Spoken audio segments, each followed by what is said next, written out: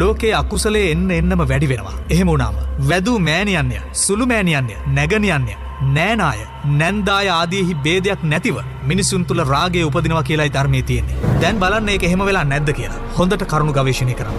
මීට අවුරුදු 2500කට කලින් කියපු දේවල් දැන් සිද්ධ වෙමින් පවතිනවා. ධර්මයේ තුල පැහැදිලි කරනවා පුරුෂයන්ට පුරුෂයන් පිළිබඳවත්, ස්ත්‍රීන්ට ස්ත්‍රීන් පිළිබඳවත් බලවත් වූ ඡන්ද රාගය උපදින්නේ සමාජය විනාශ වීමේ ආරම්භයේදී බව. ඒ වගේම දෙමව්පියන්ට නොසැලකීම, මහානදම් නොරැකීම, බඹසර නොරැකීම, කුල දෙටුවන් නොපිදීම ආදියත් මේ සමාජයේ විනාශය ආරම්භ වීමේ ලක්ෂණයක්. ඇත්තටම අද වෙද්දී එකක් නෑර මේ හැම දෙම ඊටාම බරපතල විදියට සිද්ධ වෙනවා. එක පැත්තක පියා දියණිය දූෂණය කරනවා. අනෙක් අත පුතා මව ඝාතනය කරනවා. අනියම් සම්බන්ධතා නොමැති කෙනෙක් හොයන එක අද වෙද්දී කලුණික හොයනවටත් වඩා අමාරු වෙලා. මෙහෙම සමාජයකටයි මහා රාවණා දර්ශනය පැහැදිලි කරමින් ඉන්නේ.